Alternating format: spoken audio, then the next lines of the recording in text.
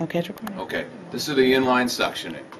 Okay, so we'll do the quick demonstration like we did before. Okay, so one of the things you need to do before you do any suctioning here is you need to assess your patient, auscultation. Okay, when you listen for the breath sounds, again, things like rales, bronchi, these are indications for the suctioning. Okay, you don't need an order for this. This is understood that as a therapist, this is part of your duties. Okay, so you auscultate so you can catch the breath sounds before. Okay, then you want to check your suction unit to make sure it's working before you start ramming suction catheters in. Now this happens to be some you'll see at the bedside like this, others are on the wall. But the idea is this is the canister where the secretions are going to go. Okay, and you have your tubing. Okay, and a lot of times the name of this tubing is urinary drainage tubing. It's the size, it's not the name. Okay, fits here, and there'll be a piece of tubing here. What you would need to do is flip the switch on to turn the unit on, and then you need to check it. You either simply occlude this, and you will see the little manometer here go. You'll feel the suction. If you don't feel any suction, then something's wrong, and you'll need to work with your unit here. Okay. Okay. So a lot of times these little adapters are open. If there's any kind of opening, then you get no suction. It's like a vacuum cleaner. Like a vacuum cleaner.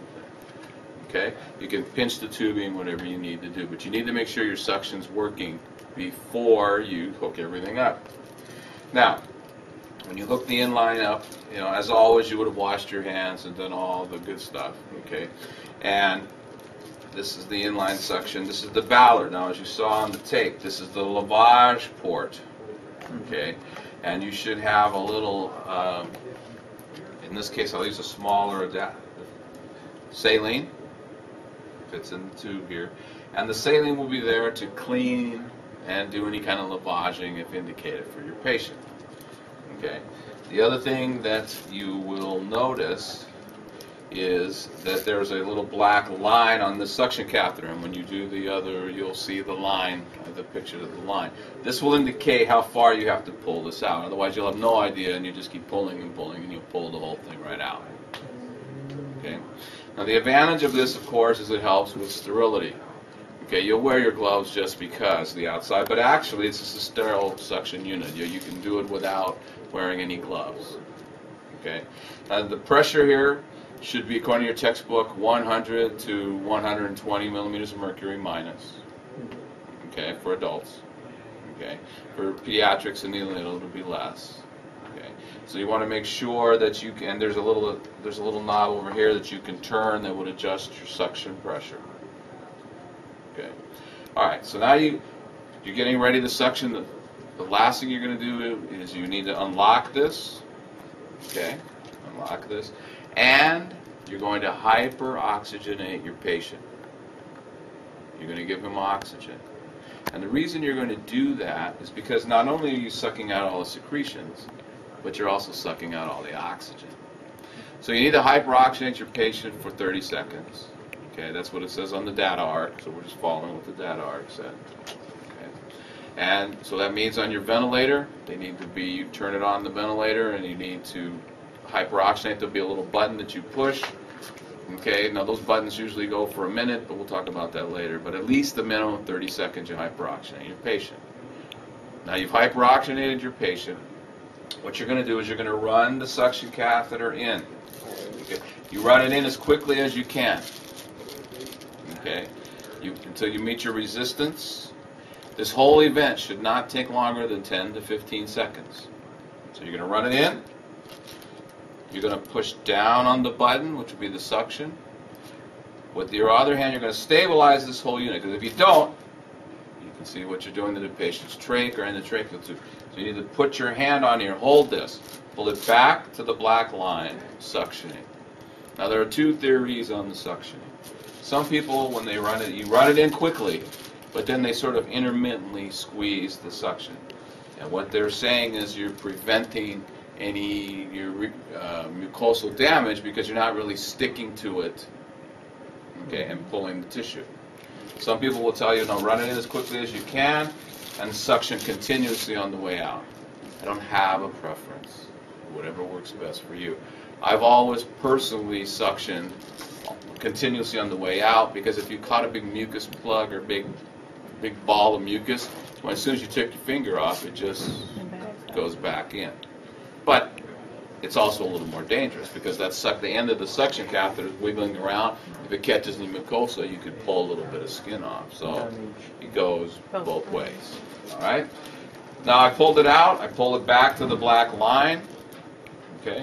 If I want to clean it, I shoot a little saline in, and that will clean it. And then I suction again, pushing my finger on here. At that point, I would then take a look at the patient's heart monitor. That was the other thing. You should auscultate. You should see what your patient's heart rate is before you start. Okay, why? Because if you take the oxygen out and your patient becomes hypoxic, they could go bradycardic. Okay, so one more time, I'll review it. I'm getting ready to suction. I've got my unit ready. I've already auscultated. Okay, check the heart rate.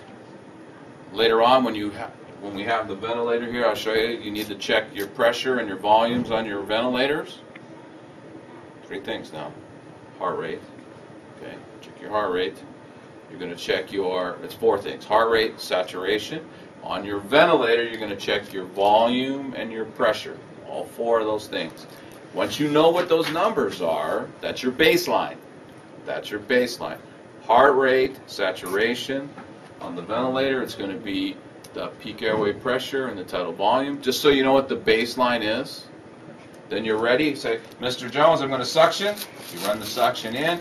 You meet the resistance. You press down.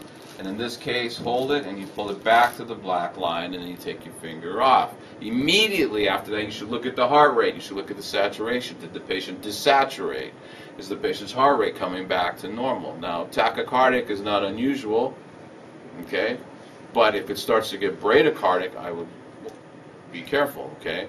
The other thing is I look at my pressure, make sure I've got the peak airway pressure that it was before. If I didn't, I've got a leak.